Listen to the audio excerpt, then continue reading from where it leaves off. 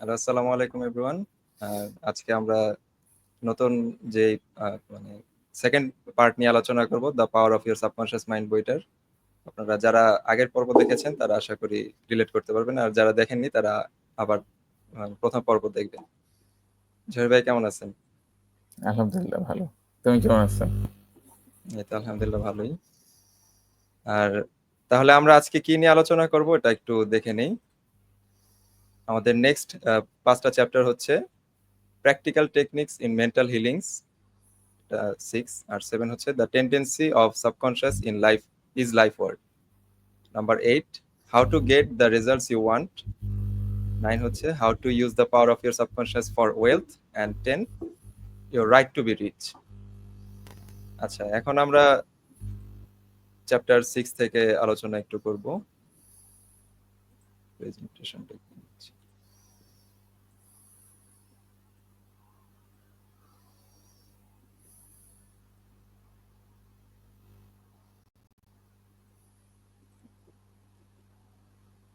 এটা তো আপনার এটা প্রেজেন্টেশন, এটা থেকে কি শুরু করবো নাকি?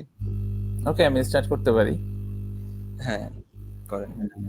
আচ্ছা, এই চ্যাপ্টারে আমি মানে যেই পয়েন্টগুলো ইন্টারেস্টিং লাগছে, মানে চ্যাপ্টারে কিছু টেকনিক্স দেওয়া আছে যে মানুষ তার সাবকনশিয়াস মাইন্ডটাকে কিভাবে ইউটিলাইজ করতে পারে। হ্যাঁ, আহ, তো মানে শুরুতে কিছু মানে একটা থিওরির কথা বলছে। যেমন আমরা যদি দেখি, থিওরিটা এরকম যে রাইটারের অবজারভেশন বা এটা হয়তো ইউনিভার্সাল লই, যে আচ্ছা, এই একটু পৃথিবীতে বলুন। মানে সব নাথিং হ্যাপেন্স বাই চান্স। কোনো কিছুই আচ্ছা, হঠাৎ করে হয়ে যায় না। সবকিছুরই একটা ল এবং অর্ডার মানে আছে। কারণ আছে। হুম। মানে আমরা যেটা করি তার কনসিকুয়েন্স ভোগ করি। সো এটা হচ্ছে একটা ল। আর হুম, দ্বিতীয় একটা ল, আমাকে কিছু স্লাইডটা দাও আচ্ছা, কাইন্ডলি। আচ্ছা। আর আচ্ছা, আর এই আমি এখন একটা হচ্ছে ডিজায়ারের ব্যাপারে কথা বলছে, যে আমরা তো অনেক কিছু চাই জীবনে। হ্যাঁ। আর ওই হ্যাঁ, ডিজায়ার গুলা হইতেছে প্রেয়ারের সাথে কম্বিনেশন। ওকে। তো এখন হুম, আমি যেটা চাই, সেটাকে যদি বাস্তবায়ন করতে চাই, তাহলে ওই ল এবং অর্ডারের যেই ইয়া মানে প্রিন্সিপাল, সেটার সাথে সিনক্রোনাইজড হতে হবে। এটা হচ্ছে আমার আন্ডারস্ট্যান্ডিং, যে হ্যাঁ, আমি যেটা চাচ্ছি সেটাকে যদি আমি পেতে চাই, তাহলে হচ্ছে ওই মানে আমার চাওয়াটাকেই ওরা বলতেছে যে আমার ডিজায়ার। এবং এই ডিজায়ারটাকে যদি আমি ফুলফিল করতে চাই, তাহলে কিছু মানে ল এবং অর্ডার, যেই মানে কি ফলো বলে, করতে হবে। ফলোটা, যে প্রিন্সিপালটা, সেই প্রিন্সিপালটা ফলো করতে হবে। তো এখন সাপোজ হ্যাঁ, কেউ যদি সাবকনশিয়াস মানে মানে কোন একটা জিনিস চায়, সাপোজ আমি হুম, একজন সফল ব্যবসায়ী হতে চাই। হুম। তাহলে সেটাকে আমি মেন্টাল, আমার সাবকনশিয়াস মাইন্ডকে ইউজ করে কিভাবে সেটাকে বাস্তবায়ন করতে পারি, তার কিছু টেকনিকের কথা বলা আছে আর কি এখানে। হ্যাঁ। বা আচ্ছা, মেন্টাল হিলিংস এর কথা যদি আমরা ওইদিকে দেই, যে সাপোজ কেউ একজন অসুস্থ মানুষ আচ্ছা, হইলো। হ্যাঁ, কারো কোনো প্রবলেম হইতেছে, মানে শারীরিক প্রবলেম বা হচ্ছে মানসিক প্রবলেম, সেটাকেও যদি আমরা রিকভার করতে চাই, তাহলে ওই জায়গাটাতে সাবকনশিয়াস মাইন্ডের কি ভূমিকা আছে, সাবকনশিয়াস মাইন্ডকে আচ্ছা। এই আমরা চ্যাপ্টারে মানে ওটা নিয়ে আলোচনা হবে আর কি আমাদের। হ্যাঁ, ওই টেকনিক গুলা নিয়ে আলোচনা হবে। যে আচ্ছা, মানে কিছু কিছু টেকনিক, প্রায় অনেকগুলা টেকনিকের কথা বলছে। আমার কাছে যেই ২টা টেকনিক ভাল লাগছে, যে ২টা ৩টা টেকনিক, সেগুলো আমি একটু মেনশন করে রাখছি। এরকম একটা আছে পাসিং ওভার টেকনিক বলছে। হ্যাঁ? Passing over technique for impregnating the subconscious. এটা হচ্ছে কিভাবে, এটা কিরকম? সাপোজ কোন একটা ডিফিকাল্ট সিচুয়েশন আসলো মানুষের। আমরা ছোটবেলায় হয়তোবা খেয়াল করছি, আমার বাচ্চা হোক বা কারো বাচ্চা হোক, ব্যথা পাইলো বা জ্বর আসছে, তখন কিন্তু আমরা প্রায় বলি, তুমি চিন্তা করো না, এটা চলে যাবে, ঠিক হয়ে যাবে। মানে আমার একটা বিপদ আসছে, আমি বিপদটাকে এই কথা বলার দ্বারা আমি সেটাকে পাশ কাটিয়ে দিলাম। প্রাইম করতেছি। হ্যাঁ, হ্যাঁ, এটাকে আর ফোকাসে রাখলাম না, যে এটা হ্যাঁ, মানে ডিফিকাল্ট সিচুয়েশনটাকে আমরা পাসিং ওভার টেকনিকের মাধ্যমে সেটাকে আমরা দূর করে দিতে পারি।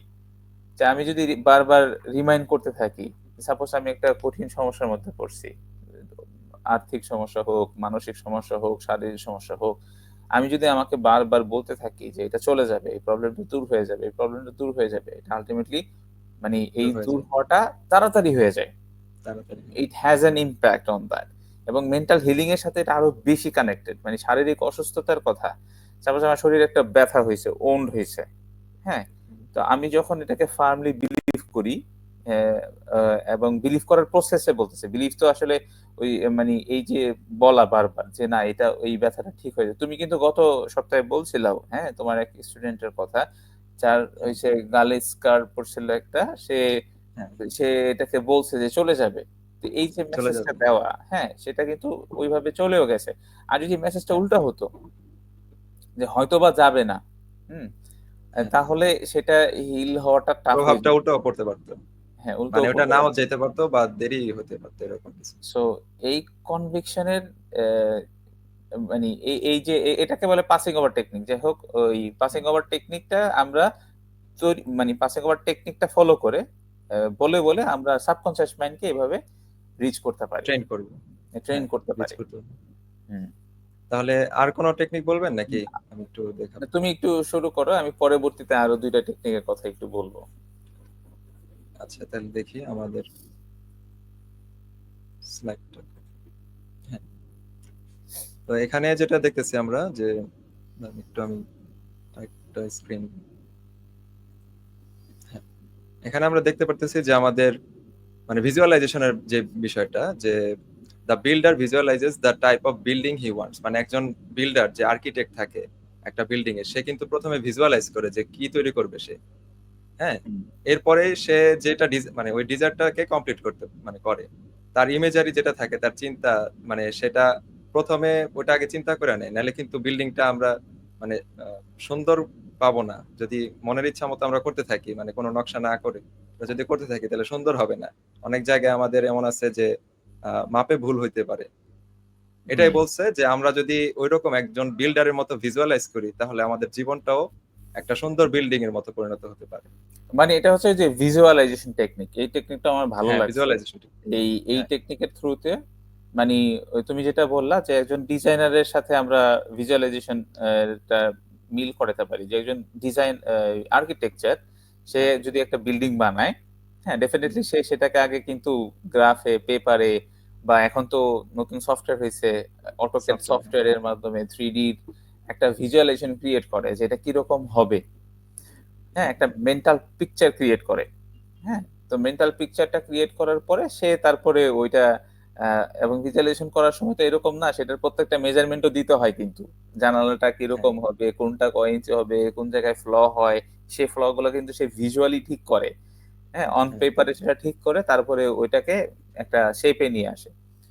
যখন এটা সে করতে পারে তখন বাকিটা সে বাস্তবায়ন করে আরকি, একটা করে। সেইম প্রসেস এ আমরা যদি লাইফে কোনো একটা জিনিস চাই, অ্যাম্বিশন, যে আমি নিজেকে একটা হয়তোবা একজন প্রফেসর হিসেবে দেখতে চাই ফর ইনস্ট্যান্স কোনো একটা ইউনিভার্সিটিতে। তাহলে ওইটার ভিজুয়ালাইজেশনটা যদি আমি ওইভাবে করতে পারি, হ্যাঁ? এবং ওইটা প্রিপেয়ার করার জন্য আমাদের যেই ম্যাটেরিয়ালস দরকার, পরবর্তীতে আগে তো ভিজুয়ালাইজেশনটা করার ব্যাপার, পরে সেই ম্যাটেরিয়ালস গুলা ম্যাটেরিয়াল গুলি কেনা, জোগাড় করতে হবে। হ্যাঁ, জোগাড় করে সেটাকে ঠিকঠাক জায়গার মতো বসানো, এভাবে করলেই তো বিল্ডিংটা হবে। সেইম বিল্ডিং ওয়েতে আমরা হবে। প্রত্যেকটা কাজেই যখন আমরা ভিজুয়ালাইজেশনটাকে দাঁড় করাইতে পারবো, this is the first thing that we should do, and then hmm, we should follow the procedure to make it happen at the end. এইটা ওই ভিজুয়ালাইজেশন টেকনিক। এটা হচ্ছে আরেকটা টেকনিক অফ মেন্টাল হিলিংস, অথবা আরেকটা টেকনিক অফ সাকসেস, অথবা technique of achieving something. হুম। আচ্ছা, তাহলে আমরা পরের এটাই দেখি। পরের স্লাইডটা।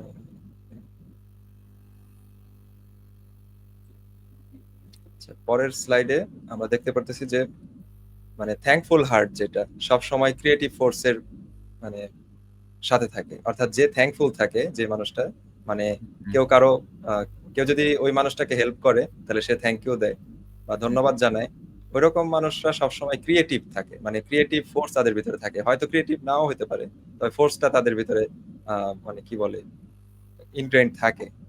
আর যারা করে না, তাদের ভিতরে এটা অনেক সময় থাকে না। এটাই লেখক বলতে চাইতেছে হয়তো, যে causing countless blessings to flow forward, flow flow toward it by the law of reciprocal relationship. অর্থাৎ হুম, আমরা যদি থ্যাঙ্কফুল থাকি, তাহলে আমাদের যে ওই ফ্লোটা ভিতরে আসবে, ওটা বলতেছে যে একটা জিনিস করলে ওইটা আসবে, হুম। ওই ফ্লোটা আমাদের ভিতরে আসবে। এটার সাথে এটা এটা কি আমি বলছে? আমি লাইনটা পড়ে হ্যাঁ, মানে একটা রিলিজিয়াস একটা ভার্সের ভাইব কথা মনে পেতেছেন। পড়লো। একটা ভাইব আচ্ছা, পাইতেছি ভার্স কেন? বলেন। ওই একটা মানে আমাদের ইসলাম ধর্মের মানে কোরআনে একটা আয়াত আছে মনে হয় বা আমি জানি না বা হাদিস থাকতে পারে যে আল্লাহর নিয়ামত শুকরিয়া করে আল্লাহ তার নিয়ামত বাড়ায় দেয়। আচ্ছা। মানে তুমি যদি এটা হয়তো থ্যাঙ্কফুল থাকো। হাদিসে থাকতে পারে। হ্যাঁ। হ্যাঁ, আমি সিউর না যে হাদিসে আছে মনে হয় মোস্ট প্রবাবলি। মোটামুটি এখন আসতেছে। হাদিসেই আছে। মনে হয় না কোরআনের আয়াত। যে আল্লাহর নিয়ামতের শুকরিয়া অন্যরকম। আদায় করে আল্লাহ তার নিয়ামতকে বাড়ায় দেয়। মানে when you are thankful হ্যাঁ, হ্যাঁ, তো আল্লাহ তোমাকে আরে দিচ্ছে। ইউনিভার্সাল এই কথাটাই কিন্তু এখানে বলা হইতেছে। তুমি ওইটাই তো লাইনটা না যে ইউনিভার্সের হ্যাঁ। প্রতি তুমি যদি থ্যাঙ্কফুল থাকো সেই তাহলে এই কি ইউনিভার্স বলে আমাকে দিবে। কাউন্টলেস ব্লেজিংস সে নিয়ে আসবে। হ্যাঁ? হ্যাঁ, causing countless blessings to flow toward it. So আচ্ছা, হ্যাঁ। So, আচ্ছা, মানে কি বলতে চাইছিলেন বলেন তাহলে? না ওইটাই বলতে নাকি চাইছিলাম। এতটুকুই? যে ইন্টারেস্টিং হ্যাঁ, লাগলো। এটা আমাদের মানে ধর্মেরও শিক্ষা। এটাই বলতে চাইছিলাম। ধর্মেরও শিক্ষা। হ্যাঁ, রাইট। হ্যাঁ, তারপরে আমরা যদি দেখি আ বলছে to the degree that we rise in consciousness by contemplating qualities and attributes of God, do we generate spiritual electronic waves of harmony, health and peace. মানে আমরা যতটুকু আল্লাহর প্রতি কনসাসনেস দেখাতে পারবো, অর্থাৎ কনসাস থাকতে পারবো আল্লাহর প্রতি, অর্থাৎ আহ, মানে সৃষ্টিকর্তার ভালো প্রতি জিনিসের অথবা প্রতি, হ্যাঁ, প্রসিডিওর, হ্যাঁ, এটার প্রতি, তত আমাদের ভিতরে একটা ইলেকট্রনিক ওয়েভ তৈরি হবে। এটাকে বলছে স্পিরিচুয়াল ইলেকট্রনিক ওয়েভ, হুম। যেটা হারমোনি আমাদের ভিতরে আনবে, হেলথ আনবে এবং পিস আনবে। আমরা তো চাই এগুলি। মানে মানুষের আমরা তো মূল, কনশাস লেভেলে যতটুকুন রাইজ করতে পারবো টু দ্য ডিগ্রি হ্যাঁ, that we conscious rise in যতটুকু কনশাস এবং ততটাই আমরা এই স্পিরিচুয়ালি আমাদের মানে ইমপ্রুভমেন্ট হবে। ডেভেলপ স্পিরিচুয়ালি হবে। হারমোনির দিকে আমরা চলে যাব। স্পিরিচুয়ালি আমরা শান্তির দিকে চলে যাব। স্পিরিচুয়ালি আমরা একটা হেলথি লাইফ এর দিকে চলে যাব। হ্যাঁ, আচ্ছা, তারপরে যদি আমরা দেখি মানে চ্যাপ্টার 7 এইভাবে আচ্ছা, শুরু হয়েছে যে, ওকে। আমি চ্যাপ্টার ওই যে 6 এ তাইলে আচ্ছা আমি 7, একটু বলি। 6, 6 এ আচ্ছা আমার 6 স্লাইডটাতে বলবেন? একটু যাও। আমার স্লাইডটাতে। আচ্ছা,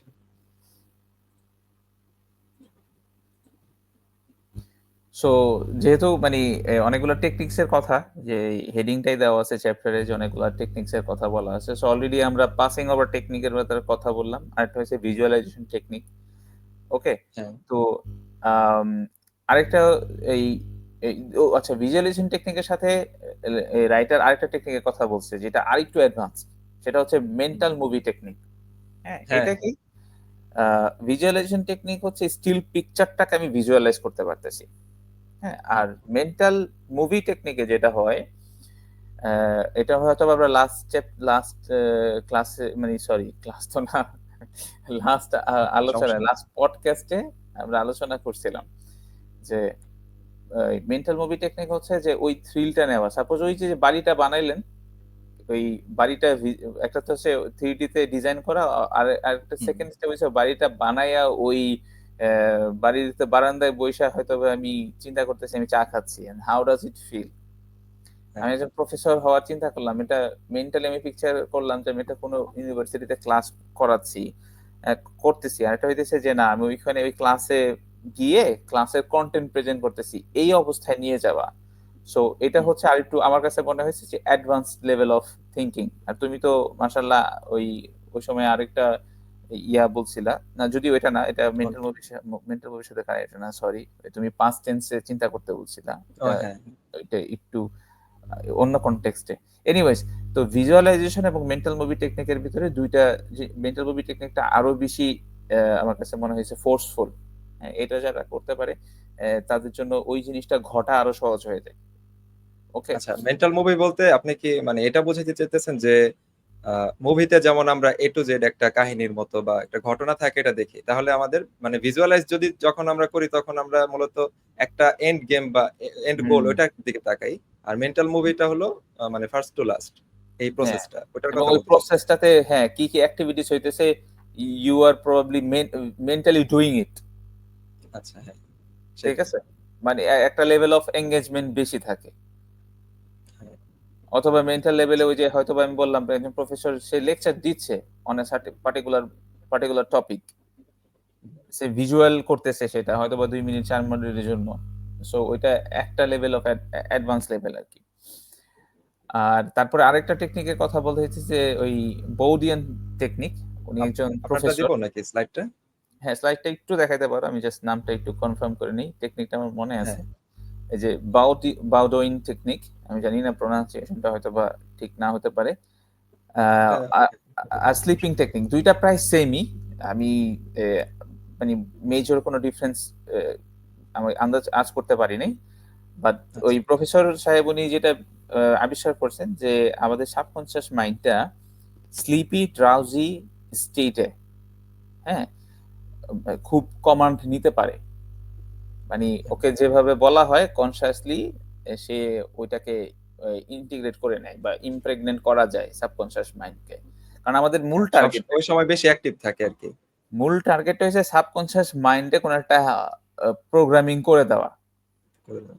তো ওইটাকে করার জন্য তো এই টেকনিক গুলা, এটা যে পাস ওভার টেকনিক বলা, ভিজুয়ালাইজেশন টেকনিক বলা, মেন্টাল ববি টেকনিক বলা। আরেকটা টেকনিক হইতেছে ওই বোডিয়ান টেকনিক অথবা স্লিপিং টেকনিক যেটাকে বলে, যে আমরা যদি ঘুমানোর আগে, হুম, এটা ঘুমানোর আগে যে হইতে হবে তা না, বা স্বাভাবিক অবস্থা হইতে পারে যখন we are free from all sort of chaos. ঘুমানোর আগে যে অবস্থাটা হয় মানুষ ঘুমায় যায় তখনই, যখন সে তার অন্য কোনো টেনশন, অন্য কোনো চিন্তা আর ব্রেনে অ্যাক্টিভ থাকে না।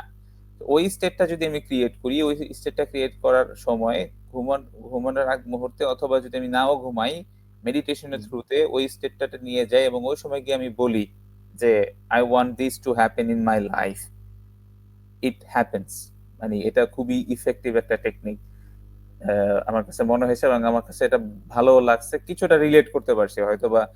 এবং সাপোজ আমি যদি চিন্তা করি যে আম, আমার কালকের দিনের ডিজাইনটা এরকম হবে, হুম। এবং আমি এটা প্র্যাকটিক্যালি কিছুটা মানে ট্রাই করছি এবং এটা হইছে। আমি ইভেন লাস্ট ডে কথা যদি বলি, I was pretty happy about how I spent the last day. So এটা That's nice. যখন আমি ভিজুয়ালাইজ করতে পারছি, এবং সব অ্যাসপেক্টে, like it's not just one single aspect. So আমার লাস্ট দিন অনেক অনেক অনেক কাজ করতে হয়েছে, বাজার করা, ফ্যামিলির সাথে টাইম স্পেন্ড করা, পড়া, নিজের স্টাডির পড়া পড়া, তারপরে হয়েছে সেলফ ডেভেলপমেন্টের পড়া পড়া। So everything did happen the way I expected. হ্যাঁ, কিছু তো 19-20 হয়, but overall I was pretty happy. So মানে এই জিনিসটা হয়েছে যখন আমি আমাকে কমান্ড দিছি, আমি ডিজাইন করছি আমার ডেটাকে। সো ওইটা করা সম্ভব হয়েছে সেম ওয়েতে। সাপোজ যদি আমি আজকের কথাও বলি, মানে এটা তো সিঙ্গেল ডে এর কথা, আমরা বড় বড় জিনিসের অ্যাম্বিশনটাকেও ওই কি বলে ছোট ছোট করে লিখে নিতে পারি বা ডিজাইন করে নিতে পারি, এবং স্লিপিং স্টেটে গিয়ে ওই রেগুলার মেডিটেশনের থ্রুতে ওই মেসেজ গুলা দিতে পারি। তাহলে আমার ব্রেনটা কি হবে বা আমি কি হব, আমার হ্যাবিট গুলা ওইভাবে সিনক্রোনাইজ হয়ে যাবে ওইটাকে অ্যাচিভ করার জন্য। এটাই আর কি হ্যাঁ। বলতে চাচ্ছিলাম। এই টেকনিকটা আমার ভালো আচ্ছা, লাগছে। এখানে হ্যাঁ, এটা তো প্র্যাকটিক্যালি আপনি বললেন যে এটা প্র্যাকটিস করছেন এবং এটা কাজে দিছে আর কি আপনার জন্য। হুম, হুম। তাহলে এটলিস্ট আমরা যারা আপনারা সিঙ্গেল ডে এর দেখতেছি, জন্য। হ্যাঁ। হ্যাঁ, অ্যাটলিস্ট মানে সিঙ্গেল এর জন্য এটা হবে আশা করা যায়, কারণ এটা পরীক্ষিত আর কি। মানে কতগুলি তো আমরা এভিডেন্স দেখছি যে হয়। হুম, এখন আপনার একদিনের জন্য হয়েছে, আরো হবে। এখন আমি এটাই বলতে চাইতেছি, যারা এ পর্যন্ত দেখতেছেন, আপনারাও যদি চেষ্টা করেন টেকনিক গুলি কাজে লাগাতে, হয়তো আপনাদেরও এটা হবে, আপনারাও হুম, কাজগুলি ঠিকভাবে করতে পারবেন। এবং আরো আরো 4-5টা টেকনিক আছে। এখন আমি আপনারা যারা বই এটা পড়বেন, দিব। হ্যাঁ, তাদের মধ্যে তাদের কাছে অন্য একটা টেকনিকও ভালো লাগতে পারে। সো অনেকগুলা টেকনিক, যে যেই টেকনিকটাকে মনে হয় যে তার জন্য সুটেবল, সে ওই টেকনিকটা ফলো করে এই প্রসেসটাকে, মানে এই সাবকনসিয়াস মাইন্ডে কমান্ড দেওয়ার যেই ওয়েটা সেটা ফলো করতে পারেন। আচ্ছা, তাহলে স্লাইডটা আমারটা দিব নাকি আপনারটাই? আমার 6 নাম্বার স্লাইডে 6 নাম্বার চ্যাপ্টার থেকে মোটামুটি বলা শেষ। আমরা তো 7 নাম্বারে গেছিলাম। তুমি 7 নাম্বারে শুরু হ্যাঁ। করো, আমি পরে 7 নাম্বারে আবার ব্যাক আচ্ছা, 7 করতেছি। নাম্বারটা আমি একটু করি, যেটা এখানে দেখতে দেখতে পারতেছি আমরা যে 90% বেশি ব্রেনটা আমাদের মেন্টাল, মানে মানে ব্রেনটা ওটার সাবকনশিয়াস মাইন্ড কাজ করে আর কি। ব্রেনের 95%, সরি 90 না, মানে 95 না, 90%। 90%-এর উপরে, এটাই আর কি। আর এটা আমি যে প্রথমে একটা ছবি আনছিলাম, যখন এখানে দেওয়া ছিল কনশিয়াস মাইন্ড আমাদের 10% কাজ করে আর সাবকনশিয়াস মাইন্ড 90%। হুম, হুম, এটা মোটামুটি মানে কাছাকাছি আছে। আর এখানে যে একটা, মানে আমি নোট করে রাখছি যে story of Robert Louis Stevenson আর মার্ক টোয়েন। এই দুইজনের স্টোরিটা আমাদের বইতে ছিল। মানে রবার্ট লুই স্টিভেনসন যখন মানে মানে একটা এরকম ঘটনা বলছিল, আমি একটু দেখি আপনার ভাই একটা মনে আছে আমার কাহিনীটা একটু মনে না, পড়তেছে আমার না। স্টোরিটা মনে নাই, বাট তুমি হ্যাঁ আচ্ছা, বইয়ের ওটা কাহিনী করো। সে লেখার সময় মানে এরকম ছিল হয়তো যে সে বলছে যে আমি আমার কাজগুলি মানে কখনো আমি নিজে করি নাই। না, এটা মনে হয় হুম, মার্ক টুয়েন বলছিল, আমি আমার কাজগুলি নিজে আহ, মানে কাজ করতে হয় নাই, সব আমার দ্বারা করায় নেওয়া হয়েছে, মানে ক্রিয়েটিভ ওকে, ফোর্স আমার ভিতরে আসছে।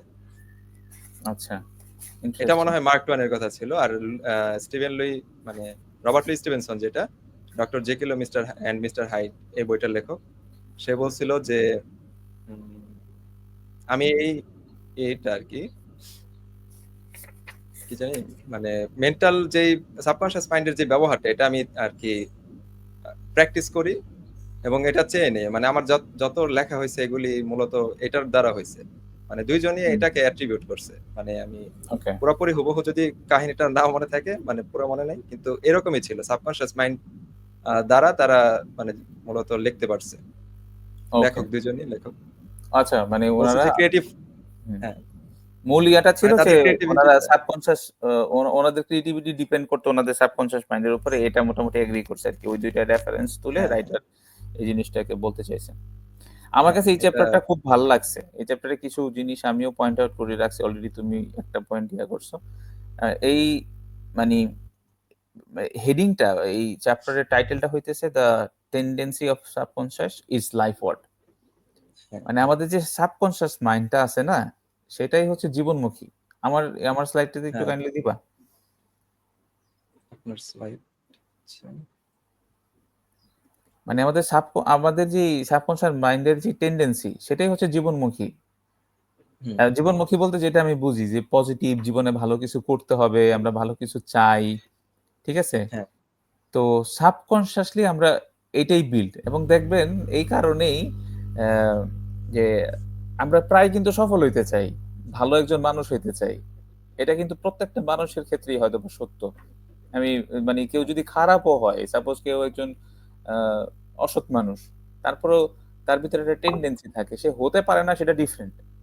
হ্যাঁ, এবং অনেকে আমি যদি ব্যক্তিগত কথা বলি, যেমন সাপোজ অনেক সময় রুটিন মেনটেন করতে পারি না, বা ভালো জিনিস করতে পারি না, ঠিক মতো পড়তে পারি না, কিন্তু সবাই কিন্তু রিয়েলাইজ করি আমাদের ঠিক মতো পড়া উচিত, ঠিক মতো সত্য কথা বলা উচিত, মানুষকে প্রতারণা করা উচিত না।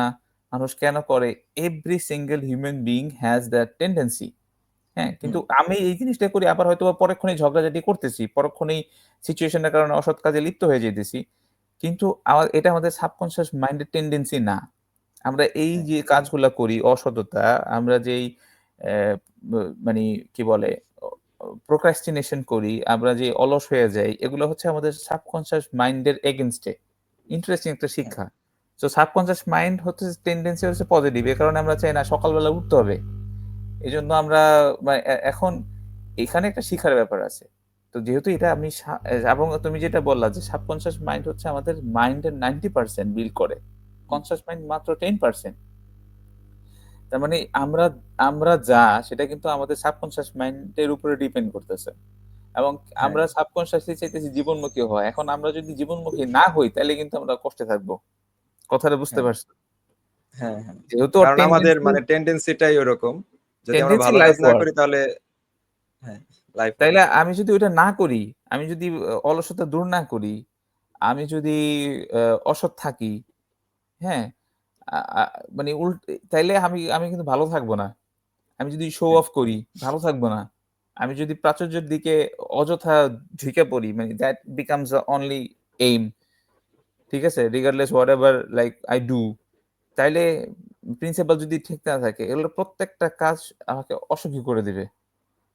হ্যাঁ, ঠিক আছে? আচ্ছা সেটাই। এই কারণে যারা ধরেন অনেক সম্পদশালী মানুষ আছে, তারা যে লাইফ ওয়ার্ক যে কাজগুলি আছে ওগুলি না করার কারণে ভিতর থেকে যে শান্তিটা ওটা অনেক সময় পায় না। দূর হয়ে যায়। হুম। হ্যাঁ, হ্যাঁ, কিন্তু এবং এটাই আর কি, সম্পদও আমাদের এটাই। দিতে পারে না, মানে এটা একটা পয়েন্ট আনা যায়। মানে ওইখানে যে এরকম গল্পটা ছিল যে রবার্ট লুই স্টিভেনসন যে সে ঘুমানোর আগে এই জিনিসটা করতো, এটাই বলছে যে ঘুমানোর আগে আমরা যে আপনার যে কথাটা বলছেন যে সাবকনসিয়াস মাইন্ডকে যখন ইউটিলাইজ করতো। হ্যাঁ, ঘুমানোর ওকে। আগে ওইটা আর কি সে স্লিপের মাঝখানেও মনে হয় যে before he went to sleep, মানে স্লিপ না মানে ড্রিমের মাঝখানে বলতে চাইছিলাম। মানে হ্যাঁ সে ওইটাকে তার ব্যাংক অ্যাকাউন্ট মানে বলতেছে যে আমার থ্রিলারের মেন্টাল ব্যাংক অ্যাকাউন্ট। অ্যাকাউন্ট। ওকে। হ্যাঁ মানে এই টার্মটা থ্রিলার, আমরা সে তো মানে রাইটার, হ্যাঁ, এখন সে লেখার জন্য একটা ব্যাংক অ্যাকাউন্ট তো তার থাকতে হয়, ক্রিয়েটিভ মানুষ।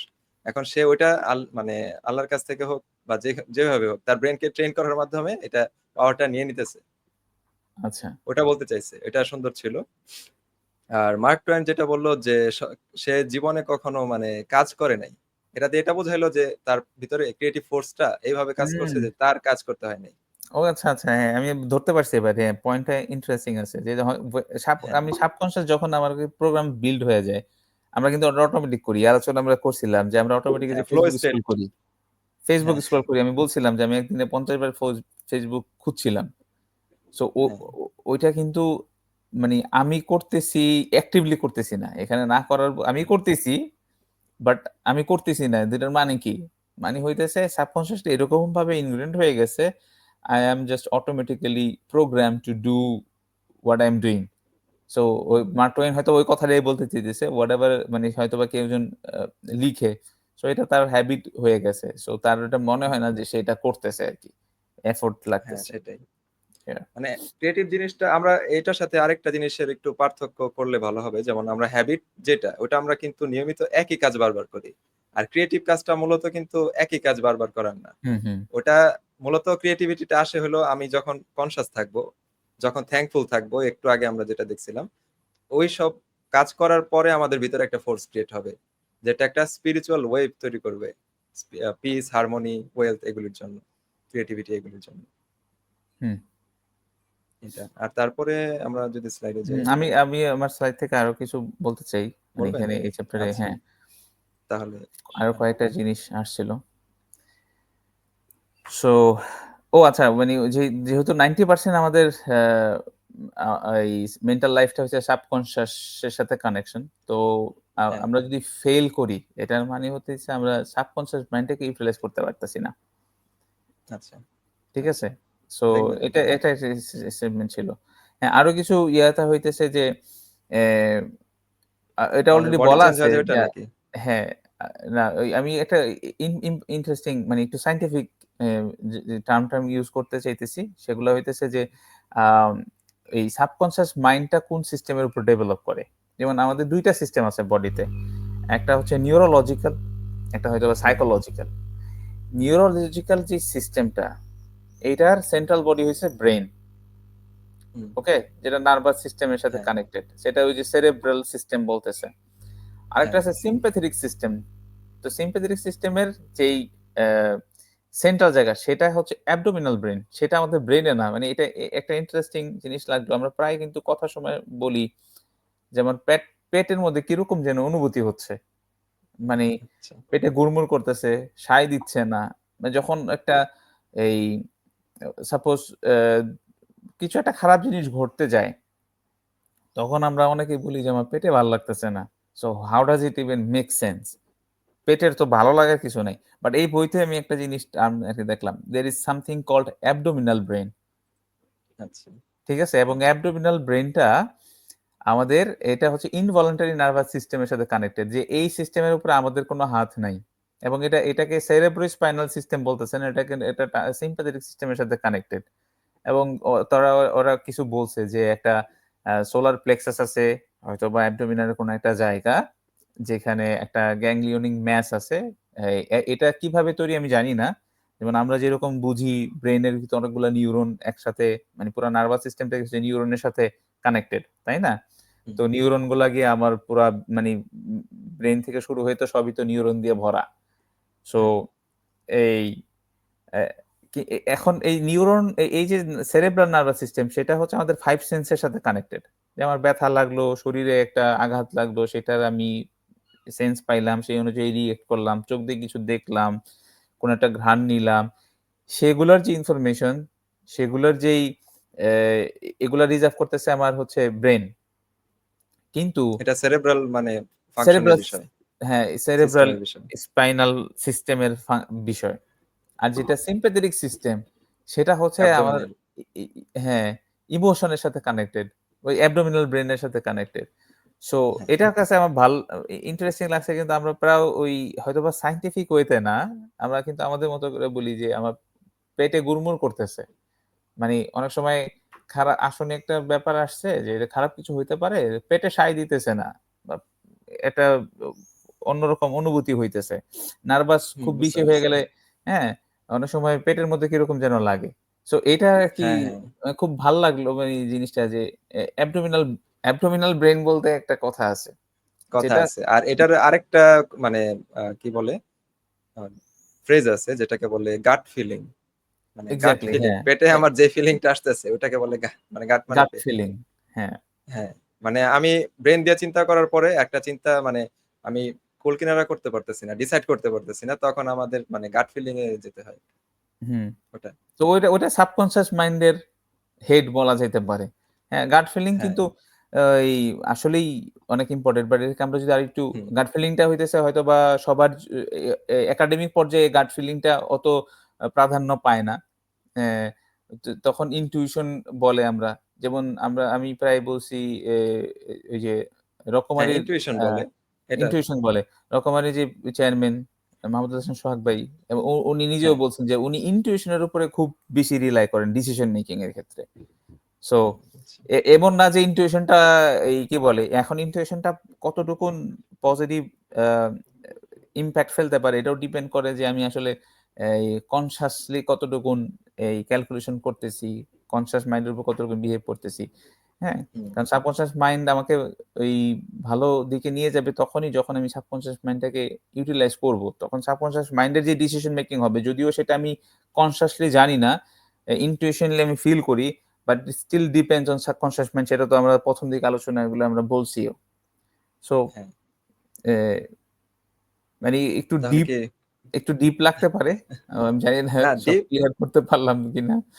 আ না ভালো ছিল। পয়েন্টগুলি ভালো ছিল। যেহেতু মানে আমরা মনে করতে পারি যে আমাদের ব্রেইনই নাকি খালি আমাদের ডিসিশন দেয়। এরকম মনে করতে পারি। এটা না। হ্যাঁ, ব্রেইন সাথে আমাদের আরো বডি পার্টস আছে যেগুলি ডিসিশন মেকিং এও কাজ করে। হ্যাঁ, এবং অথবা হ্যাঁ, একটা পার্টও বলছে যে একটা ইন্টেলিজেন্স গ্রুপ অফ ইন্টেলিজেন্স আছে। মানে আমাদের প্রত্যেকটা সেল, শরীরের হ্যাঁ, প্রত্যেকটা সেল এই ইন্টেলিজেন্স এর পার্ট। মানে একটা সিঙ্গেল সেল ওই ডিসিশন মেকিং এ রোল প্লে করে। এতটুকুন ডিপেও একটা এই চ্যাপ্টারেই কোন একটা জায়গায় গিয়েছিল যতটুকু আমার মনে পড়ে। ঠিক আছে? আচ্ছা যে তাহলে দেখি আমার স্লাইডে কিছু আছে কিনা। হ্যাঁ, আমার কাছে ভাল লাগছিল ব্যাপারটা জানি না। ইটস নট জাস্ট এই কি এই না মানে পয়েন্টটা সুন্দরই। এটা অবশ্যই এটা একটু ইউনিক যেটা আমরা চিন্তা করি না সহজে। ওকে, তুমি তারপরে এটা আপনি তোমার অন্য কনটেন্ট নিয়ে আসতে পারো এই চ্যাপ্টার থেকে। হ্যাঁ, যেমন এই যে এখানে বলছে যে your subconscious process are always lifeward and constructive যেটা আমরা আলোচনা করছি। Your subconscious is builder of your body and maintains its vital functions. মানে আমাদের বডি পার্টস গুলিকেও মেনটেন করে। ভাইটালি হুম, যেভাবে ফাংশন করি এটা মানে আমাদের ধরেন এই যে ব্যথার কথা আপনি আনছেন যে কারো যদি ব্যথা বেশি মনে হয় কোনোটা তাহলে তার ব্যথা বাড়তে থাকবে। আর যদি মনে হয় না আমি ব্যথা পাই নাই বা পাইলে ওটা ঠিক হয়ে যাবে তাড়াতাড়ি তাহলে তার হুম, ওইভাবে ব্যথা কাজ করবে, কম লাগবে। তারপর বলতেছে it is on the job 24 hours a day and never sleeps. মানে এটা আমরা হয়তো আগেও বলছিলাম। It is always trying to help and preserve you from harm. মানে আমি যদি সাবকনশিয়াসকে ট্রেন করতে পারি তাহলে এটাকে মানে কি বলে এটা সবসময় আমাকে হার্ম থেকে বাঁচায় রাখবে। কিন্তু আরেকটা হুম, জিনিস আমি এখানে উল্লেখ করতে চাই, যেমন ব্লিঙ্কিং, আমরা যে ব্লিঙ্কিং করি, আই ব্লিঙ্কিং, তারপর ব্রিদিং করি, এটাও কিন্তু হুম, সাবকনশিয়াস মাইন্ডেরই একটা প্রসেস। হুম, এটা মূলত আমরা কিন্তু খেয়াল করি ওইভাবে না যে আমরা আমরা তো এটা বুঝতে পারি যে আমরা চোখের পলক নিজেদের ইচ্ছায় ফালাই না। মূলত এটা অটোমেটিক হয়ে যায়। নিঃশ্বাসটা নিজের ইচ্ছায় নেই না। হুম। অটোমেটিকটাই এই কাজটা হয়ে যেতেছে। যেমন আবার আরো কি বলা যেতে পারে? রক্ত চলাচল, তারপরে ভিতরে তো হজম অনেক প্রক্রিয়া। ফাংশন আছে। তুমি হ্যাঁ, লিভারের ফাংশন বলো, হার্টের ফাংশন হ্যাঁ, বলো, হ্যাঁ, ব্রেইনের অনেক ফাংশন। ফাংশন। হ্যাঁ, এগুলা এগুলি তো আমরা অটোমেটিক। আমরা করি না। তাহলে যদি আমরা নিজেরা ইচ্ছা করে করতাম, তাহলে ওটা মূলত কনসিয়াস মাইন্ডের পাওয়ারটা লাগতো। এটা সাবকনসিয়াস মাইন্ডেরই পাওয়ার। অর্থাৎ এটা হুম, আল্লাহর প্রদত্ত একটা সিস্টেম যেটা মানে রান হতে থাকে অটোমেটিক। তারপরে দেখি এখানে বলছে a rather simple way of looking at the mental and physical interaction is to realize that your conscious mind grasps an idea which includes a corresponding vibration into your voluntary system of nerves, sorry. মানে এটা বলতেছে আহ, কি? বাবা বাবা মশা উঠছে, একটু কান্নাকাটি করছে। আচ্ছা, আমি কি বলবো নাকি? কি হয়েছে বাবা? ওকে, we are back again with, after a short break. এখন আমাদের যে কথাটা আমরা বলতেছিলাম যে আমরা সাবকনশিয়াস মাইন্ডে আমরা যখন কনসিয়াসলি একটা কথা বলি, সেটা একটা ভলান্টারি ভাইব মানে সিস্টেমে এটা চলে যায় নার্ভের ভিতরে, মানে একটা ভাইব্রেশন তৈরি হয়। হ্যাঁ, এটার ক্ষেত্রে আমি একটা মানে কথা বলতে পারি। একটা ভিডিও আমি দেখতেছিলাম, পডকাস্ট, ওটার ভিতরে মানে একজন বলল, উনি সাইকিয়াট্রিস্ট মূলত, বলল উনি কয়েকজন বৃদ্ধ মানুষকে একটা ভিজুয়ালাইজেশন করতে বলছিল যে আপনারা চিন্তা করবেন যে আপনারা এক্সারসাইজ করতেছেন, এটা চিন্তা করবেন, পরে কয়েক মিনিট মানে এটা নিয়ে চিন্তা করবেন কিভাবে কিভাবে এক্সারসাইজ আপনারা নিয়মিত করেন, ওইটা আর কি ফিজিক্যালি না করে ওটা মেন্টালি করবেন। পরে দেখা গেছে যে ওনাদের মানে ভিজুয়ালাইজেশনটা করার পরে ওনাদের স্ট্রেংথ আগে যা ছিল এর চেয়ে একটু বেড়ে গেছে, মানে শক্তিটা, শরীরের শক্তি মানে একটু বাড়ছে। সরাসরি না করেও জাস্ট ভিজুয়ালাইজেশনের মাধ্যমে করার থ্রুর কারণেও তাদের স্ট্রেংথ বাড়ছে। এটাকে আমরা তাহলে বলতে পারি থটস আর থিংস, মানে এটা যে হয় এটা মানে বলা যায় প্রমাণ এক ধরনের, টেস্ট করা হয়েছে। তাহলে আমরা আবার যদি স্লাইডে যাই, মানে একটা ভাইব্রেশন তৈরি হয়, এটা ভলান্টারি সিস্টেমের ভিতরে যায়। তাহলে সেটা একটা মানে this in turn causes a similar current to be generated in your involuntary system of nerves. মানে এটা ভলান্টারি সিস্টেম থেকে ইনভলান্টারি সিস্টেমে চলে যায়, এরকম বলছে, কারেন্ট তৈরি করে একটা সিমিলার। আচ্ছা, পরে Das handling the idea over to your subconscious mind, মানে এভাবে মানে কনশিয়াস লেভেল থেকে এটা সাবকনশিয়াস মাইন্ডের হাতে দায়িত্বটা চলে যায়। এটাকে বলছে যে which is the creative medium, মানে আমরা ক্রিয়েটিভ হতে পারি মূলত এই যে এইভাবে ট্রেন করার মাধ্যমে। This is how your thoughts become things. হ্যাঁ, এই যে থটটা যে থিং হয়, এটা মূলত এই যে আমি একটা উদাহরণ দিলাম এরকম, বা এটা কিভাবে কাজ করছে ফাংশনটা, ওটা এখানে বলা হয়েছে। তারপরে যদি দেখি, এটা 7 নম্বরে আর ছিল না, আপনার কোনটা আছে? 7 নম্বরে আরেকটা এই ইন্টারেস্টিং পয়েন্ট আমার কাছে লাগছে, সেটা হচ্ছে যে আমরা প্রতি 11 মাসে we build a new body every 11 months. So এবং ওই যে তুমি যেটা বললা না থটস আর থিংস, এখানে আরেকটা ইম্পর্টেন্ট আছে যে আমাদের thoughts are also hour organs. ঠিক আছে, থটটাকে অর্গানের সাথে এই করা হয়েছে। মানে আমি বুঝি যে আমার নাক একটা অর্গান, আমার চোখ একটা অর্গান, অথবা স্কিন একটা অর্গান, বা স্কিনের আন্ডারে তো অনেক অনেক অর্গান আছে, বডি পার্টস যেটা বলি।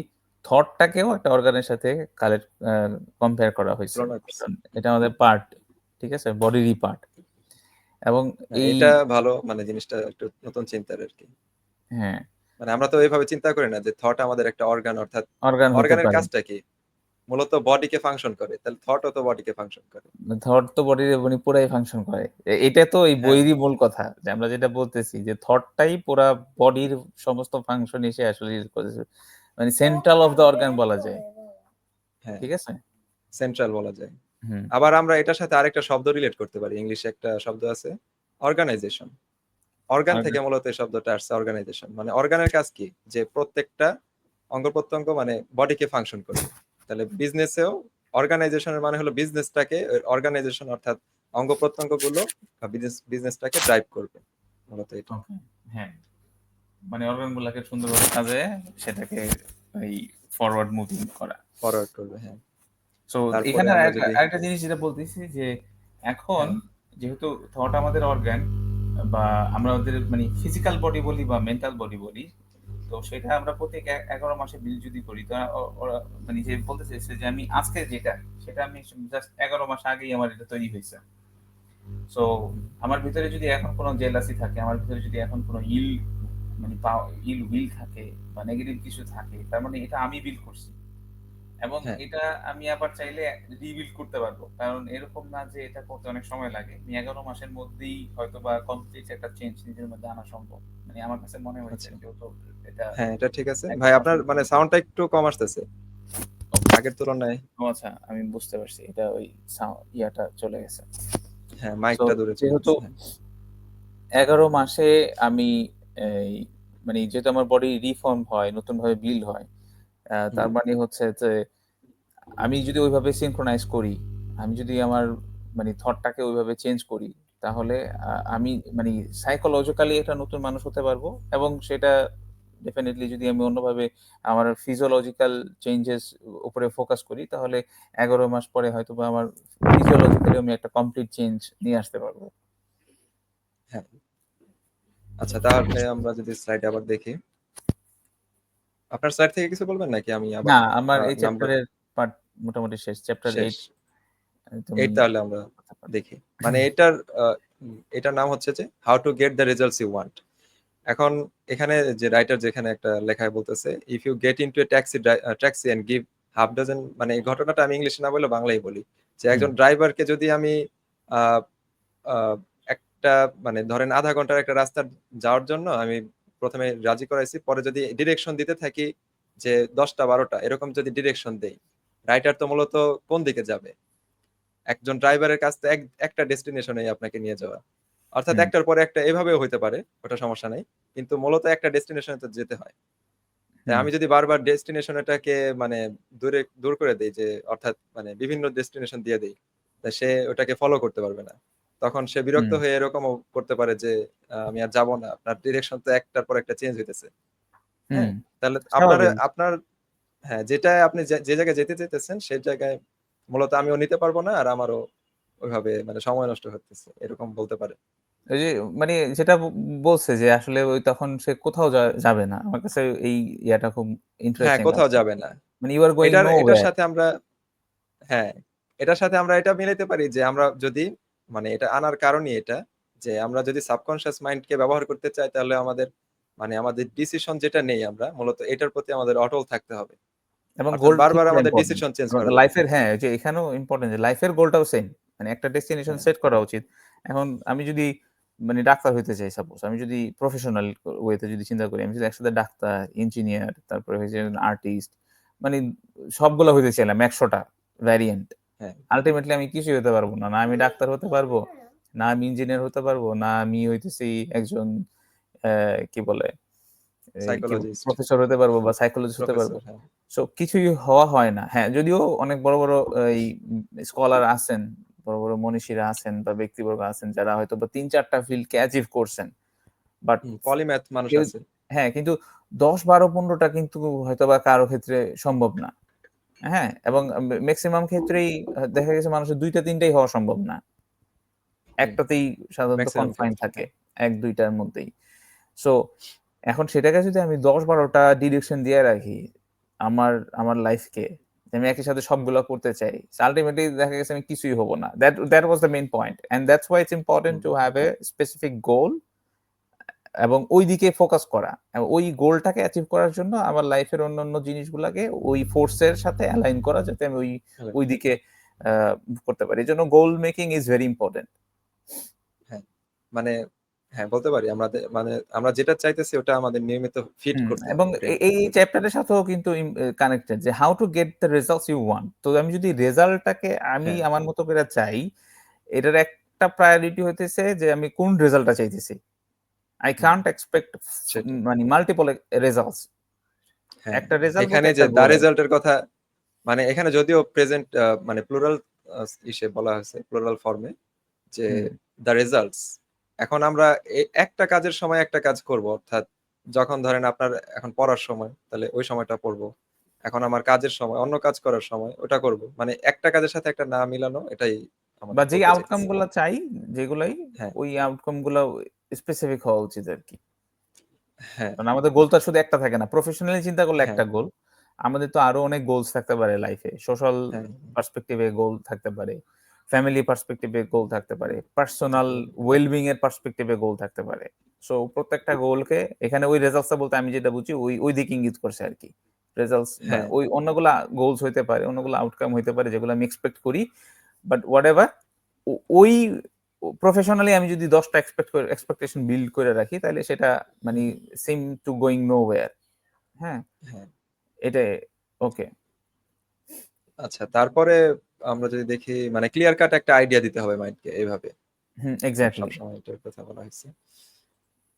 পরে এখানে একটা সুন্দর একটা পয়েন্ট ছিল যে 3টা স্টেপে আমরা কিভাবে মানে প্রেয়ারটাকে মানে মানে সাকসেস অর্জন করতে পারবো। প্রেয়ার মানেই তো ডিজায়ারটা, ওটাই তো ডিজায়ার, বললাম। এক্স্যাক্টলি, এখন হ্যাঁ। হ্যাঁ, ওই প্রেয়ারটা মানে আমরা যা চাই ওটা কিভাবে অর্জন করতে পারবো 3টা স্টেপ দিছে। এটা আমি মানে খুব ভালো মতো এটাকে মানে বিলিভ করি। কারণ হলো আচ্ছা একটু পড়ি তারপরে দেখি। Take a look at the problem, মানে আমাদের প্রথমে প্রবলেমটাকে আইডেন্টিফাই করতে হবে, অর্থাৎ আমরা কি চাই সেটা আমাদের আগে ডিফাইন করতে হবে আগে। তারপরে টার্ন টু দ্য সলিউশন আর way way out known only to the subconscious mind, মানে এটা আমাদের এভাবে ট্রেন করতে হবে যে সলিউশনটা সাবকনশিয়াস মাইন্ডই জানে। হুম, মানে এটা বলার আবার একটু মানে ব্যাখ্যা দেওয়া যায়, যেমন মানে আমরা তো এরকম আবার করব না যে আমরা একটা জিনিস না জেনেই মানে করতে থাকবো, এটা না। হুম, হুম, মানে এটা বলার কারণ ছিল মূলত সাবকনশিয়াস মাইন্ডটাকে জানাইতে হবে, আমরা যা হুম, জানি হুম। ওটা সাবকনশিয়াস মাইন্ডকে জানাইতে হবে, নাহলে ওটা কাজ হবে না। ওটার কথা বলতে চাইতেছি। না, ওইটাই তো যে টেকনিক গুলো আমরা শিখলাম সাবকনশিয়াস মাইন্ডকে হ্যাঁ, হ্যাঁ, ওই যেভাবে, টেকনিকগুলি মূলত। হ্যাঁ, টেকনিক গুলার থ্রুতে সাবকনশিয়াস মাইন্ডকে জানানো। কারণ সাবকনশিয়াস হ্যাঁ, মাইন্ড যখন আমি জানাবো আমি তো ওইভাবেই কাজ করব। হ্যাঁ। তারপরে যেটা বলতেছে, rest in a sense of deep conviction that it is done, মানে এই কনভিকশনটা থাকতে হবে আমাদের যে এই কাজটা হয়ে গেছে, অর্থাৎ আমরা যেটা চাইছি সেটা অলরেডি হুম, গিভেন। অর্থাৎ আম গাছে আম পেকে আছে, এখন এটা পারতে হবে আপনার। হুম, হুম, মানে এখন পারার কাজটা আমার করতে হবে, কিভাবে গাছে উঠতে হয় শিখতে হবে, মূলত হ্যাঁ, এইটাই 3টে পয়েন্ট। স্টেপ। এটা আমি মানে অনেক জায়গায় বিশ্বাস করি এই কথাটা। হয়তোবা তোমার এখন লাইফে মানে কনভিকশনটা প্র্যাকটিক্যালি হয়তো কোনো রেজাল্ট পাইছো আরকি। এজন্য মানে হ্যাঁ, বিশ্বাসটা আরো কিছু ফার্ম কিছু হয়ে তো যায়। পাওয়া লাইক যায়, ১ম এ তো আমরা বিশ্বাস করি। But when we do something and we get the conviction result, হয়ে যায়। এটা কনভিকশন হয়ে যায়। হ্যাঁ। হ্যাঁ, সিস্টেমটাও যখন আমার কনভিকশন হয়ে যাবে তখন এই যে কনভিকশন আমার বানাইতে প্রসেসটা সমস্যা হবে না। হুম, হুম, এটাই বলছে। তো এই ৩টা স্টেপ আমি মনে করি আপনারা এটা থেকে একটু মানে চিন্তা করতে পারেন এই ৩টা পয়েন্ট নিয়ে। হুম। আচ্ছা, তারপরে যদি যাই, জহির ভাই এটা কি বলবেন নাকি? দেখেন আমি তো বললাম এর আগে। না, ওইটা দেখে ২টা পয়েন্ট আমার বলছি। স্লাইডে কি আছে? আমি আরেকটা পয়েন্ট হয়তোবা করছিলাম। আ আচ্ছা দেখেন, হ্যাঁ, ও আচ্ছা, এখানে একটা ইম্পোর্টেন্ট প্রিন্সিপাল চ্যাপ্টার এটাই একটা প্রিন্সিপাল আমার ভালো লাগছে। সেটা হইতেছে যে আম মানে ফেইলিউর এর প্রিন্সিপাল কি? ফেইলিউর এর কারণটা কি? ২ টা। বলতেছে একটা হচ্ছে আমরা টু মাচ এফোর্ট দেই, ১। হ্যাঁ, আর হচ্ছে মানে কনফিডেন্স এর ল্যাক আছে। ২ টা জিনিস। হ্যাঁ, মানে এক আচ্ছা, কনফিডেন্স কনফিডেন্স এর যদি অভাব থাকে এবং আমি যদি হ্যাঁ, বেশি ফোর্স করি, ইন্টারেস্টিং পয়েন্টটা হইতেছে কি যে আমি আচ্ছা দিব আমি স্লাইড। আগামীকাল থেকে জিম করব সাপোজ বা ১ কিলোমিটার দৌড়াবো। এখন আমি এটা ২ ভাবে বলতে পারি। আমি ১ কিলোমিটার দৌড়াবো নিজে বলতে, বলতে এটাকে ওই যে কি বললাম মানে নিজের ভিতরে প্রেশার ক্রিয়েট করে ফেলা। আমাকে এটা করতেই হ্যাঁ, হবে, আমাকে ১০ ঘন্টা পড়তেই হবে। ঠিক আছে? আমাদের সাবকন্সিয়াস মাইন্ড এই কোয়েরশন এর প্রতি রেসপন্ড করে না। যখন আমি প্রেশার কোয়ারশন। ক্রিয়েট করি, হ্যাঁ, কিন্তু ও কনভিন্সড হইলে আবার সেটা করে ফেলে। আমি ১০ আচ্ছা, কিলোমিটারই হ্যাঁ, এটা দৌড়াইতে ভালো পারবো। পয়েন্ট। কিন্তু আমি যদি প্রেশার ক্রিয়েট করি ব্রেনের উপরে, তাহলে সে ওইভাবে রিঅ্যাক্ট করে না, রেসপন্ড করে না। কিন্তু আমি যে একে যদি বলতে, বলতে এটাকে লুলাবাইয়ের মতো মানি হ্যাঁ, লালাবাই, একজন হ্যাঁ, ওটার মতো, হ্যাঁ, হ্যাঁ, লালাবাই অ্যাগিটেটেড অবস্থায় আমি যদি বলি যে এটা করব, এটা করব, সাবকন্সিয়াস মাইন্ড সেই অর্ডারটা নেয় না। হ্যাঁ। তাকে আচ্ছা, কনভিন্স এটার করতে হয়। ক্ষেত্রে আমি আরেকটু এড করতে পারি। এটা মনে হয় মাইন্ড ওটা কনভিন্সড হয় না। হ্যাঁ, কনভিকশনটা তো অনেক বড় ব্যাপার। হুম, মূলত এটা আমি একটা জিনিস কয়েকদিন আগে এটা চিন্তা মানে পাইলাম আরকি, একটা হয়তো কোনো পড়ার মাঝখানে, যে ডিসিপ্লিন কিভাবে কাজ করে আমাদের।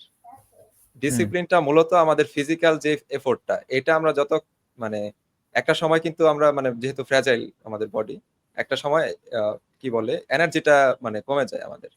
হুম, যদিও মানে আমাদের বডি আমরা যা করতে পারি এর চেয়ে বেশি ক্যাপেবল থাকে, মোর দেন ক্যাপেবল। আমরা যা করি এর চেয়ে বেশি ক্যাপেবল। এই কারণে ডিসিপ্লিনের কাজটা মূলত আমাদের বডিকে মানে পুশ করা।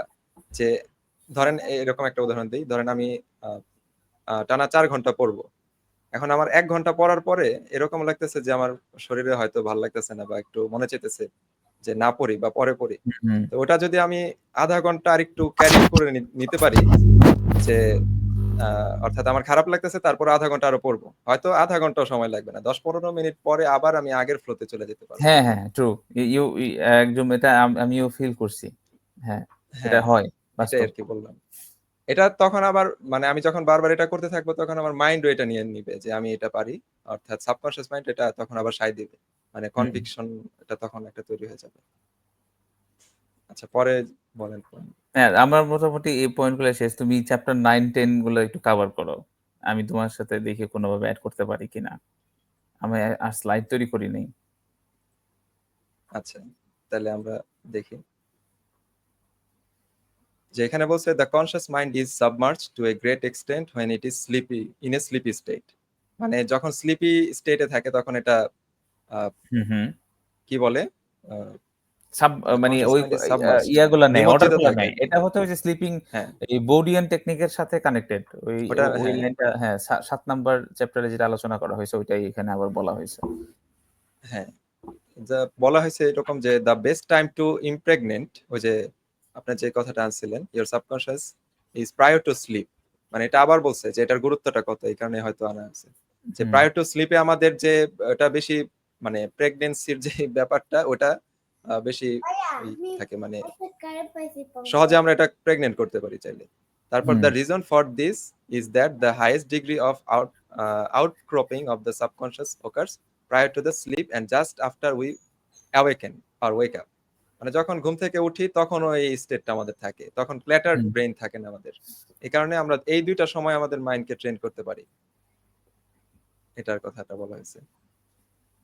তারপরে যদি দেখি chapter 9, how to use the power of your subconscious for wealth. এখন হুম, হুম, আমরা ধরেন অনেকে আছে যে আমরা তো ওয়েলদি না, বা অনেকে আছে ওয়েলদি না, ধরেন আমার কথাই বলি। এখন হুম, আমি হুম। এটা নিয়ে আলোচনা করব কিভাবে এটা, আহ, মানে একটা জিনিস আছে কি যেটা আমরা মানে অনেকগুলি কথা হইতেছে প্র্যাকটিক্যাল লাইফে, ডে টু ডে লাইফে, আমার মনে হয় এটাও হইতে পারে। এটা আচ্ছা। আমরা হুম। বিশ্বাস করি দেখেই তো বলি নাকি, মানে বিশ্বাস করা ছাড়া তো বলা যেত না। না। অথবা এই বইটা নিয়ে কেন আলোচনা করবো, এতটুকু আমাদের যদি ভরসা রাখেন। আর জহির ভাই মোটামুটি ওয়েলদি আছে, ডেনমার্কে থাকে, এখন জহির ভাই যদি এটার সাথে মিল থাকে কিছু পয়েন্ট আনতে পারে। ওয়েলথ এখন আমি আসলে এই চ্যাপ্টারটা টু বি অনেস্ট ভালো করে পড়া হয় নাই। আগে তো একবার পড়ছিলাম। বাট মানে ওয়েলথ থাকতে একটা হচ্ছে থিওরিটিক্যাল আলোচনা, আর একটা হইতেছে লাইক ওয়েলদি হয়ে তারপরে প্র্যাকটিক্যালি, প্র্যাকটিক্যাল ইয়া হ্যাঁ করা। বলা। তো যেগুলা আমরা প্র্যাকটিক্যাল জিনিস রিলেট করতে পারবো সেটা তো আমরা টেনে আনার চেষ্টা করি। প্র্যাকটিক্যাল জিনিস না আচ্ছা, আনলেও আমরা প্র্যাকটিক্যাল এক্সাম্পলস তো দিতে পারি বা বইয়ে তো সেটা আলোচনা হইতেছে। মানে সবগুলো যে আমাদের সাথে হ্যাঁ, কানেক্টেড হইতে হবে it's not like that. Ultimately হ্যাঁ, টিচিংটা আ আ আমরা কি পাইলাম বা লার্নিংটা কি হইলো সেটাই হইতেছে আমাদের পডকাস্টের মূল আলোচনা। অবশ্যই। আমরা কি পড়তেছি, কি বুঝতেছি, কি জানতেছি। এমনও হইতে পারে যে একটা লার্নিং আমরা এখান থেকে নিলাম সেটা হয়তোবা আমরা আলোচনা করতেছি, আমরা নিতে পারি নাই। কিন্তু কেউ একজন শুনতেছে। হ্যাঁ, সে সেই লার্নিংটাকে আ মানে তার কানেক্ট অ্যাকচুয়ালাইজ করতে পারছে। কানেক্ট করতে পারল এবং সেটাকে সে তার জীবনে আ এম এই এই প্রয়োগ করতে পারল। দেখা গেছে তার আউটকামটা চলে আসবে। সো এটা আচ্ছা, তো এখানে সবসময় আরেকটু আমি হ্যাঁ। মানে ইন্টারাপ্ট করি আপনাকে, মানে ওয়েলথ এর ক্ষেত্রে ক্ষেত্রে মানুষের একটু মিসকনসেপশন আছে যে মানুষ টাকারে ওয়েলথ মনে করে। হুম, হুম, এটা কিন্তু সবসময় সত্য না। ধরেন হুম, এখন আমি মানে বড় রকমের কিছু না, কিন্তু এই যে এখানে আমি যদি আমার কথাই বলি, 250টা বই পড়ছি, এটা কিন্তু অনেকের 25টা বই সারা জীবনে পড়ে না। মানে আমি হুম। আমাকে বড় করছে এটা না। আমি বড় মানে বোঝানোর জন্য বললাম যে 250টা যে বই পড়ছে এটাও এক ধরনের ওয়েলথ। এখন আপনি ওয়েলথ হ্যাঁ। কিভাবে ডিফাইন করতেছেন এটার উপর ওইটাও ডিপেন্ড করে। ওইটাও একটা ইম্পোর্টেন্ট জিনিস। আমার কাছে ওয়েলথ এর এখন হ্যাঁ, ডেফিনিশন যেটা মনে হইতেছে এট দ্যাট পার্টিকুলার স্টেজ, আ আমি লাইক ওয়েলদি কি ওয়েলদি না, আমার কাছে মনে হয় যে একটা এই যে আমি ৫০ এর দিকে চলতেছি। Right now 35 up. হুম? হুম, তো ৫০ এর দিকে চলতেছি। আমার কাছে মনে হবে যে আমি এখন যদি ফিজিক্যাল ফিট থাকি, এটাই আমার জন্য সবচেয়ে বড় ওয়েলথ থাকবে। হ্যাঁ। আমার ওয়েলথ কাছে এর মনে হয়। ডেফিনিশনটা আরকি চেঞ্জ হ্যাঁ। হবে বারবার। আমি হ্যাঁ, so I would consider myself as an wealthy person. Like আমি যদি আগামী আচ্ছা, আ যে কয় বছর বাঁচি, মানে ৬০-৭০ বয়সে গিয়েও যদি আমি যদি ফিজিক্যালি ফিট থাকি, দৌড়াদৌড়ি করতে পারি, আমার ওইটা আরো বেশি আমার কাছে মনে হবে যে আমি wealthy। হ্যাঁ। হ্যাঁ। এক্ষেত্রে আমি আরেকটা উদাহরণ দিতে পারি যে অ্যান্ড্রু কার্নেগি, মনে হয় the think and grow rich এই বইটার ভিতরে নেপোলিয়ন হিল উনি বলছিল যে অ্যান্ড্রু কার্নেগি কাউকে কোন একজনকে বলছিল যে আপনি আমার যাবতীয় সম্পদ, তখনকার সে হলো মানে বিশ্বের সবচেয়ে বড় ধনী ছিল, হুম হুম অ্যান্ড্রু কার্নেগি, আমেরিকান। সে বলছিল আপনি আমার সব সম্পদ নিয়ে যান, কোনো সমস্যা নাই, কিন্তু আমাকে 4 বছর ফিরিয়ে দেন, আমি এই সম্পদ অর্জন করতে করে দেখা দিতে পারবো। হুম। তাহলে সে তার সব সম্পদ দেওয়ার পরেও কোন সম্পদের জোরে এই কথা বলতে পারে? তার পার্সোনাল রিসোর্স, রিসোর্স। আর হ্যাঁ, তার তাহলে পার্সোনাল রিসোর্স সম্পদের যেটা বলে, ডেফিনেশন আমরা অন্যভাবে তার একটু ওয়ে চিন্তা করবো। ওয়ে অফ গেটিং রিচ, বা ওই যে ফাইন্যান্সিয়াল ওয়েলথ গেইন করার যে টেকনিক বা যে ওয়ে সে জানে, তো ওইটা তো হ্যাঁ, আলটিমেটলি। তাহলে সো আমরা পরের স্লাইডটা দেখি। ও, এখানে মনে হয় ছিল এই যে এরকম, do the thing you love to do and do it for the joy and thrill of it. এটা কিন্তু খুব গুরুত্বপূর্ণ একটা কথা। এটা নিয়ে হুম, কিছু যদি বলেন। তো এখানে যেটা বলতেছে যে ওই জিনিসটা করতে বলা হয়েছে, যে এই জিনিসটা আমি পছন্দ করি, আই লাভ টু ডু, এবং যেটা করে আমি হ্যাঁ, থ্রিলড হই। হ্যাঁ, যেমন আমার কাছে যদি আমি বলি, এবং আলটিমেটলি যে এই আলোচনাগুলা করা, ডিসকাশন করা, বই পড়ে আলোচনা করা, এটা আমার কাছে খুব ভালো লাগে। আই লাভ ইট। হ্যাঁ, রাইট, মানে কারোর সাথে নলেজ শেয়ার করা। কারণ আমি দেখছি কি, নলেজ শেয়ার করতে গেলে আমার একটা নলেজ হইলো, আমি সেটা আরেকজনের সাথে শেয়ার করলাম, সেই ২ টা ভাবনা মিলে নতুন একটা নলেজ ক্রিয়েট হয়। এবং এটা আমি, হ্যাঁ, আমার ভালো লাগে কেন জানি জানতে, বুঝতে, হ্যাঁ, মানুষের মেন্টাল আ ইয়াগুলা। সো এটা একটা জিনিস, আরো অনেক কিছু আছে। হ্যাঁ, অ্যাম এখন এখন এটা ওয়েলথ এর সাথে যদি আমরা বলি, যদি ফাইন্যান্সিয়াল ওয়েলথ এর সাথে কানেক্ট করি, তাহলে ফাইন্যান্সিয়াল ওয়েলথ উম এটাও আ আমি যেভাবে ডিফাইন করি যে, অ্যা ওই কি বলে? একটা মানুষ ওয়েলথি, আ না আমি একটু গুলাই ফেলতেছি কিনা জানি না। না সমস্যা যে নাই, বলেন, ফ্রিলি বলেন। আমাদের এটা মানে খুব বেশি হুম, ইনফরমাল হতে হবে এটা না তো। না মানে ওয়েলথি আপনার ওই লাইফ থেকে বলেন। কেউ যদি, আমি দেখি যে আমার দাদা নানা এদের এদের লাইফটাকে দেখি। আমি তাদের মনে করি তারা ওয়েলথি লাইফ লিড করছে। কেন জানি মনে হয়। যে তারা ৮০ বছর ৮৫ বছর এরকম একটা হায়াত পাইছে জীবনে। তাদের অসুস্থতা এরকম বৃদ্ধ বয়স পর্যন্ত টাচ করতে পারে নাই। আমার মনে আছে, আমার দাদা মনে হয় ৬০-৬৫ বছর বয়স, তখনও সে গ্রাম থেকে ২০ লিটার দুধ নিয়ে চলে আসতো। ২ হাত ধরে বাসে করে চলে আসতো। ফিট ছিল। যাক, অনেক স্ট্রেংথ। হ্যাঁ, হ্যাঁ, অনেক স্ট্রেংথ ছিল। টেনশন আমি অতটা করতে দেখি নাই। মানে যদি রিলেট করি, লাস্ট কয়েকটা বছর মানে ফিজিক্যাল বার্ধক্যজনিত সমস্যা ছাড়া সে থ্রু আউট দ্যা লাইফ মানে খুব ভালোই কাটাইছে। সো একটা মানুষের জীবনে যে সে যদি সুস্থ থাকে, ঠিকমতো খাইতে পারে, পড়তে পারে, তো তার চাইতে ওয়েলদি মানুষ আর কি হইতে পারে? এখন আমার কাছে কোটি, কোটি টাকা থাকলেও, বাট আমি হসপিটালের বেডে বইসা রইছি। আমি লাইফটাকে করতে পারলাম না যেভাবে কাটাতে চাই। যে ধরেন আ কেউ খেলতে পছন্দ করলো। এখন আমি খেলতে পারলাম না। বা একটু দৌড়াতে পছন্দ করলাম। মানি আমি সাপোজ এখন আমি আমার ২ বাচ্চার সাথে প্রায় খেলতে যাই একটা সময় সপ্তাহে। সো আমার এটা খুব ভাল লাগে। এখন আমি এই জিনিসটা আমার ছেলের সাথে না হোক, হয়তো আমি ২০ বছর পরে যদি আমি নাতির সাথে করতে চাই, আমি করতে পারলাম না। তাইলেই তো আমি ওয়েলথি না। মানে হ্যাঁ, মানে ওয়েলথি ফিজিক্যালি পারসন কি? ফিটনেসটা ওটা হ্যাঁ, ধরে না রাখতে পারলে ওটাও তো মানে না। মানে ওয়েল থেকে একটা অপশন কাটা পড়লো আরকি, এরকম। অপশন কাটা পড়ল। সো ওয়েলথটাকে অনেক, তুমি যেটা বললা, অনেকভাবে ডিফাইন করা যায়। তো হ্যাঁ, আমার কাছে মনে হয় যে আমি যদি মানি ৩ বেলা খাবার পাই, এবং ভালো কিছু করতে চাই, যেমন আমি এখন করতে চাইতেছি, আমি একটা পডকাস্ট করব। এটা করার জন্য যেটুকুন রিসোর্স দরকার, এটা আমার হুম, কাছে আছে কিনা? তাইলে তো হ্যাঁ, নিজেকে ওয়েলথি বলা যায়। আমি করতে পারতেছি। এখানে ইমপ্রুভ এর জায়গা অবশ্যই থাকে সবসময় সব জায়গায়। হ্যাঁ, তো তুমি যেহেতু বলছো যে তুমি ওয়েলথি কিনা, ওই ক্ষেত্রে ২ ভাবে ইয়েস এবং নো ২ টাই বলা যায়। আমি এখনো ওয়েলথি, আবার ওয়েলথি না। এখন কেমনে ডিফাইন করতেছি? ফাইন্যান্সিয়াল ওয়েলথ এই মুহূর্তে ক্যাশ লিকুইড মানির ওই সেন্সে হয়তোবা নাই। কিন্তু অ্যাজ এ মানে ওভারঅল ওভারঅল একটা মানে কন্টেইনমেন্ট এর জায়গাতে আমি বলতে পারি I am pretty content with my life. Content. হ্যাঁ, হ্যাঁ, তো ওই মানে ক্ষেত্রে ওয়েলথটা তো তো মূলত হ্যাঁ, কন্টেনমেন্টকেই মানে ড্রাইভ করে। এখন আপনি যদি কনটেন্ট থাকতে পারেন, মানে এটা এরকম না যে আমি একটা মনে মনে এই জিনিসটা ভালো মানে করে নিলাম যে আমার নাই, তারপরও না হলে না হোক, এটা এটা আমি মাইনা না, নিলাম যে এরকম না, কিছু, না, না, ওইরকম না। মানে এরকম না। ওভারঅল মোটামুটি সব দিক থেকে মিলে আপনি বলতে পারেন যে ওয়েলথি হুম। এন্ড কন্টেন্ট আছে। এটা বলতে পারেন। আর এই ক্ষেত্রে পরের স্লাইডটা আমরা যদি যাই, যেমন I have talked to many people during the past 35 years whose usual complaint is I have said for weeks and months I am wealthy, I am prosperous, and nothing has happened. I discovered that when they said I am prosperous, I am wealthy, they felt within that they were lying to themselves. মানে যখন তারা আচ্ছা এই কথাটা বলতেছিল তখন তাদের ভিতরে ভিতরে এই ফিল হয়েছে যে তাদের একটা মানে ট্রেন করেছিল একজন যে বলতেছিল, মনে করেন ট্রেনিং করিতেছিল যে এটা বলেন I am wealthy, I am prosperous, তখন তারা ভিতর থেকে এটা বলতে পারে নাই। বুঝতে পারছি। আর বলার সময় মনে করছে যে তাহলে কি আমরা বলতে যেতে পারতেছি না, মিথ্যা মিথ্যা লাগতেছে আমাদের, হ্যাঁ যে আমি ওয়েলদি না তারপরও ওয়েলদি বলতেছি, কথাটা তো মিথ্যা। এখন সাবকনশিয়াস মাইন্ড ওটাকে কনভিকশনে নিতে নিতে পারে না দেখেই এটা মানে সময়ের পরে সময় মানে মান্থের পর মান্থ চলে যায়, তারপরও মানুষের এটা কোনো হয় না, মানে ইমপ্রুভমেন্ট আসে না। না ওই যে ফেক, যতক্ষণ তুমি কনভিন্স না হয় সাবকনশিয়াস ততক্ষণ পর্যন্ত তুমি ফেকের আঁচটা করতে পারবা।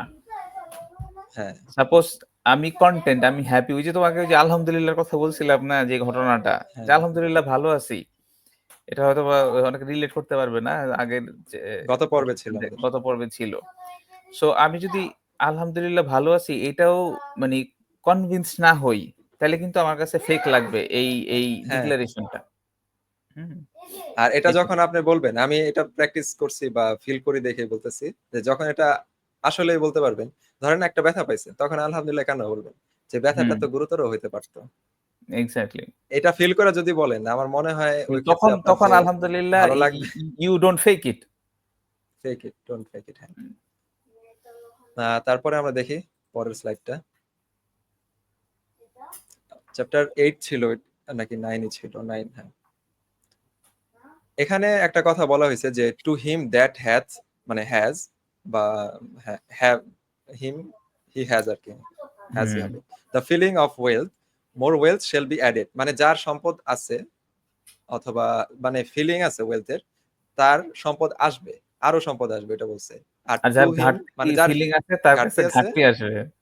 হ্যাঁ। ইন্টারেস্ট। এখন এই যে এটা বাইবেলেরই, এটা অন্য জায়গায় আর কি, মানে বইটাই ছিল না, বাইবেল থেকে আমি একটা পয়েন্ট আনছি, যে ভার্স আছে যে whoever has will be given more hmm and hmm they will have an abundance, whoever আচ্ছা does not have, even what they have will be taken from them, মানে ওই যে যাদের হ্যাঁ, আছে তাদেরকে দেওয়া হবে, আর যাদের নাই তাদের তাদের থেকে থেকে তাদের নিয়ে যা যাওয়া হবে। আছে তাদের অতটুকু মানে নিয়ে নেওয়া হবে, অর্থাৎ যাদের কি নাই, এখানে কি নাই এর কথা বলা হয়েছে, একটু বলবেন এই এটা কৃতজ্ঞতা, আমি শুকরিয়া। এটা এটা ওই হ্যাঁ তোমার ইসের সাথে আছে, যে ওই ওই ওই আয়াতটারই, যে যাকে নিয়ামত দেওয়া হয় নিয়ামতে যদি শুকরিয়া আদায় করে তার নিয়ামতটাকে আরো বাড়ায় দেওয়া হয়। আর যদি বাড়া যাকে দেওয়া হয়। নিয়ামত দেওয়া হয় বা সে সেটা শুকরিয়া আদায় করে না, মানে কি তার ভিতরে ঘাটতি ফিলিং আছে, সে মনে করে তার নাই, তার কাছ থেকে আরো জিনিস নিয়ে যাওয়া হয়। হ্যাঁ, তো হ্যাঁ এটা বাইবেলের এখানে ভার্সের সাথে হ্যাঁ কোরআনের ভার্সের মিল আছে। হ্যাঁ, তুমি কি মিল বলতে আছে। চাইছিলে একটু বলো।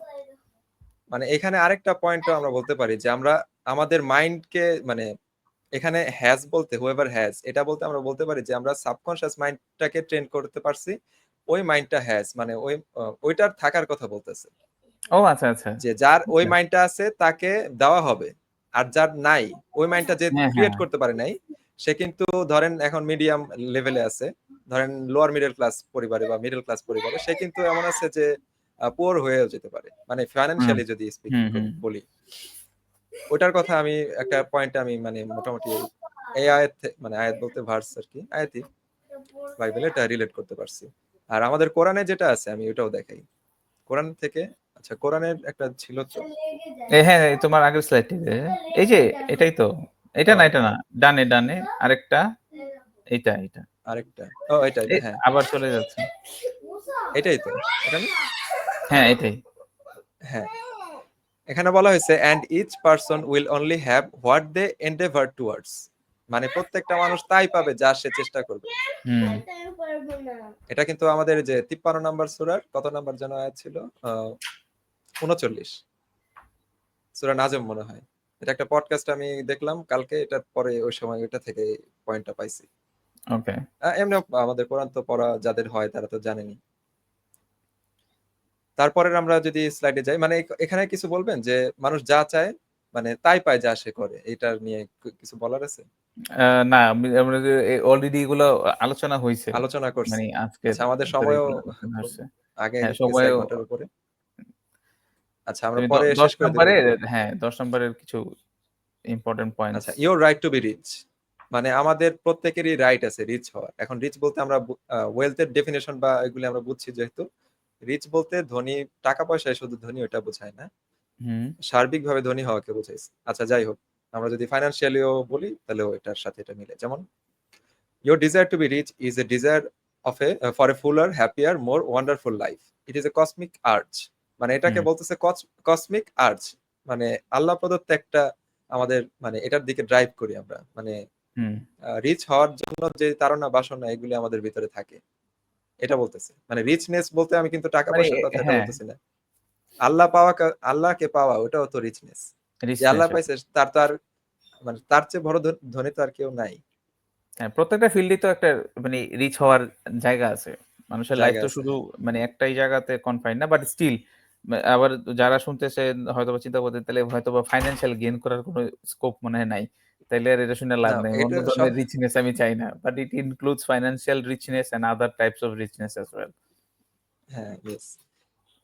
এটা আমরা বারবার ওটাই বললাম যে কেন একটা রিচ, মানে রিচ বলতে আমরা বুঝি টাকা পয়সার বিষয়। এখন অন্য স্পিরিচুয়াল রিচনেস এরও হুম। বিষয় আছে, হ্যাঁ, এটা এটাও একটু আসলে আলোচনার বলার। বিষয় অন্যান্য জায়গায়। আমরা তো ওইভাবে ডিজাইনড হয়ে গেছি।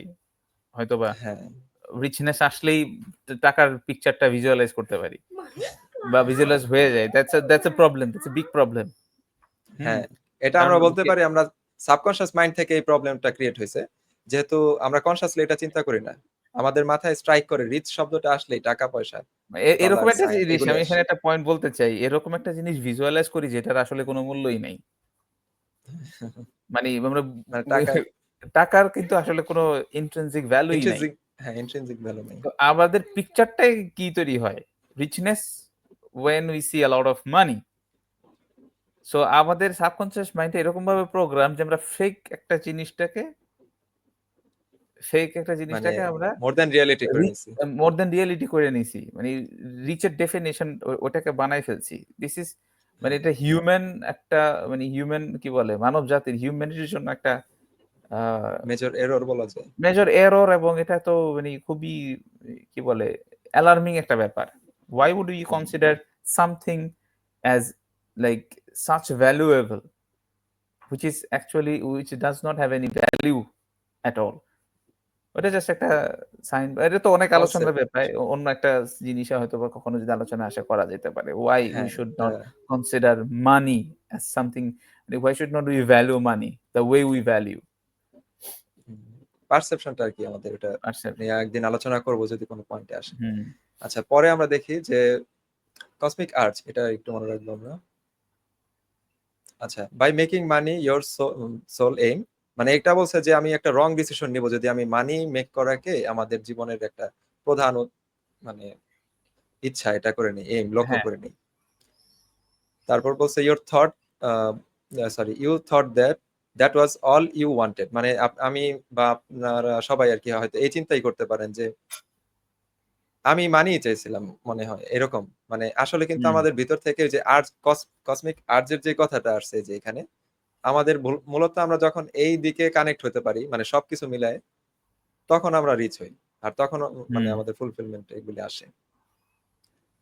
আচ্ছা, এখানে যদি আরো কিছু থাকে, মানে ওইটাই বলছে যে মানি একমাত্র আমরা ওটা চাই না। Money, you sole also desire, হ্যাঁ, সোল না, মানি, সোল নাই। বলতেছে you also desire, you also desire true expression of your hidden talents, true place in life, beauty, and the joy of contributing to the welfare and success of others.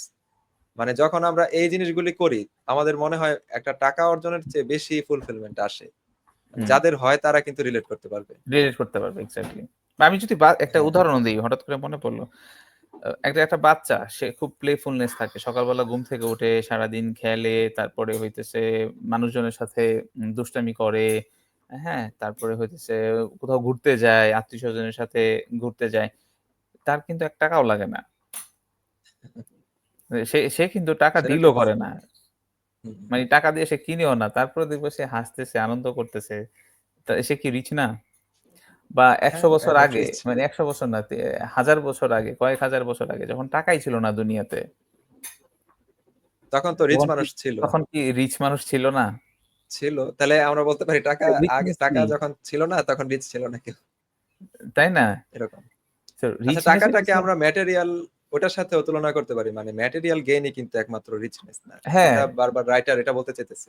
কারণ material gain. Spiritual দিকে তার অনেক connection আছে। আমি তো হ্যাঁ, ওইটাই বলতে চাইতেছি যে ম্যাটেরিয়াল গেইন যখন একটা প্যারামিটার হয়ে যায়, ওই হ্যাঁ, যে একটা একটা ঘটনা মনে পড়লো। কোন একটা স্টোরিতে একবার পড়ছিলাম, এক মানুষ ওই পদ্মা, মানে হয়তোবা মাছ ধরতে গিয়া বইসা রইয়া এরকম আরাম করতেছে। তো একজন লোক আইসা তাকে বলতেছে, "তুমি এখানে বইসা রইছো কেন? তুমি এইভাবে ব্যবসা করো।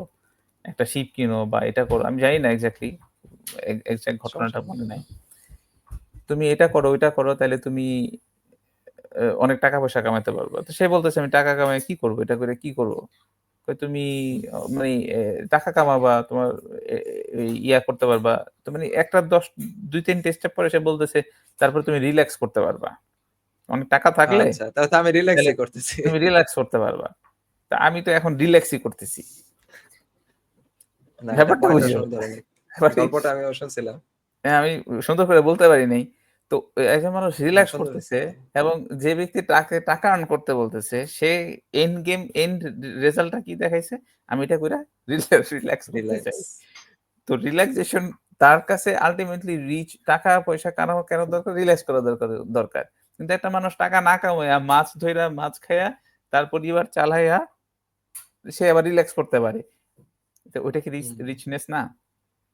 এ এ হ্যাঁ। এ তবে এটা এখানে এটা আবার যদি একটা মিসকনসেপশন তৈরি হয় মানুষের ভিতরে, এটা একটু বলে রাখা ভালো আমরা যে টাকা এই কারণে টাকা কি যদি আমরা নাই কামাই।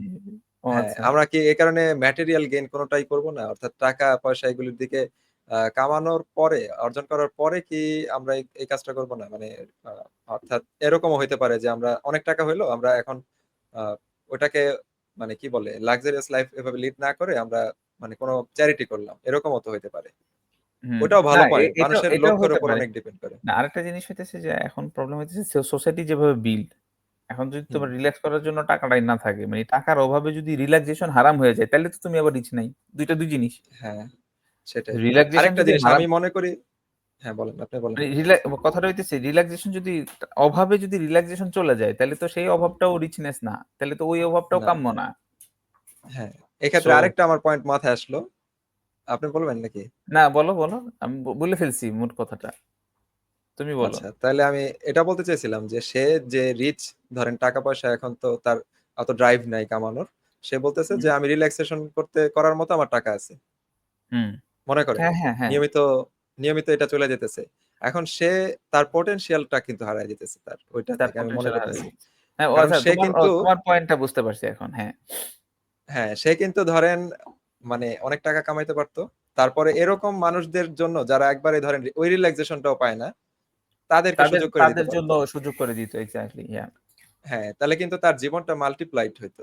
মাল্টিপ্লাই, এক্সাক্টলি, ইয়া। আর এইজন্য সে কিন্তু হ্যাঁ, বলেন। এজন্য অবশ্যই ফাইন্যান্সিয়াল গেইনটা দরকার আছে। মানে ওই আমাদের মূল উদ্দেশ্য এটা না যে ওই ফাইন্যান্সিয়াল গেইন এর দিকে একদম ফোকাস না থাইকা একদম মানে সাদামাটা জীবনযাপন করেন। ওইটাও না, বলার সেটা উদ্দেশ্য না। না।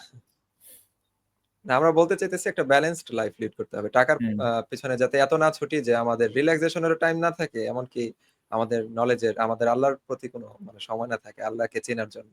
আমরা মূলত হুম, আসছি, আবার চলে যাবো। এখন এটা ধর্মীয় কথা না। এগুলি আ বলতে আমি বলি আল্টিমেট কথা। হুম, এখন এগুলি ধর্মীয় কথার সাথে মিলাইতে পারে অনেকে, যারা ধর্মীয় ব্যাকগ্রাউন্ডে বেশি আছে। আ হুম। অথবা যারা ধরেন এবং এটাকে যারা অনেক সময় অধার্মিক আছে, মানে অধার্মিক আছে, তারাও এটা ধর্মের সাথে কানেক্ট করে ফেলতে পারে। হ্যাঁ, কিন্তু এটা ধর্মের কথা না। মূলত এটা বাস্তব কথা বা অতি বাস্তব হ্যাঁ। কথা। সুপার ন্যাচারাল কথা। আচ্ছা, তারপরে যদি আমরা যাই যে evil comes from man's darkened understanding, from his ignorance, from his false interpretation of life, and from his misuse of his subconscious mind. মানে আমরা আমাদের যে যত রকমের ইভিল সেটা মূলত হয় আমাদের আন্ডারস্ট্যান্ডিং এর ডার্কনেস এর কারণে। অর্থাৎ আমরা আন্ডারস্ট্যান্ডিং হুম, এটা করতে মানে ভুল করি। অর্থাৎ এই যে আমরা যদি আগে ডিফাইন না করি আমরা কি চাই, তাহলে তো আমরা জানিই না আমরা কি চাই। তাহলে ওই অনুযায়ী কাজ করবোই বা কিভাবে?